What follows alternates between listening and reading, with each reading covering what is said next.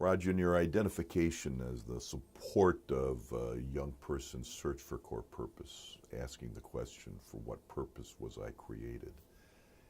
You've noted in your research that this used to be supported by a collaborating three-legged stool of church and family and school, but that these legs are breaking down. And I particularly want to ask you now, what does the youth minister who cares about building resilience and joy with replicating this three-legged stool, collaborative support, what can they do, what can we do with respect to the role schools used to play, and I presume you hope will play in a young person's life?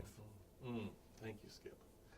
I think there's a misnomer in a lot of our communities in these days, especially here in the United States, that no public school teacher, for instance, administrator, principal, staff person, can ever talk about their own personal faith and their own participation in a community of faith. And that really is a misnomer.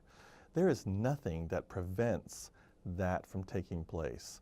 What is important is that the teacher, the authority figure, the administrator, they can't proselytize. They can't force children and young people to think about a particular God in a particular way. And actually, I support that. I understand that and support that.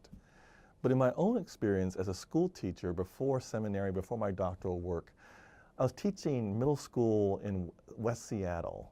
And as a matter of fact, I would just say on a Monday morning, well, yesterday when I was in church, I wasn't proselytizing. I wasn't saying to my children, young people, you've got to be in church as well or you're a bad person. It just was the nature of my being. What I discovered is that I'd have young people come up to me and say, so, Mr. Nishioka, you go to church? And I said, oh yeah. Really, every Sunday? Yep, I do. Why? And so began a really rich conversation about my own sense of faith. Young people were intrigued by that. And I had young people come up and say, you know, I want you to know I go to church too. Oh, great. And it wasn't any huge revelation, but there was this sense of my faith informs who I am as a teacher here, even in this middle school.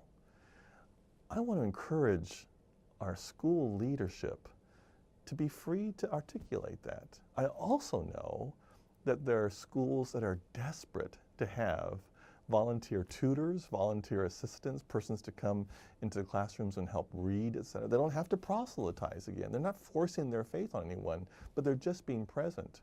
And a number of my former students at Columbia Seminary, as associate pastors for youth and family ministry, are making their way into schools as coaches, etc. And they're just hanging out and being present with young people as lunchroom monitors.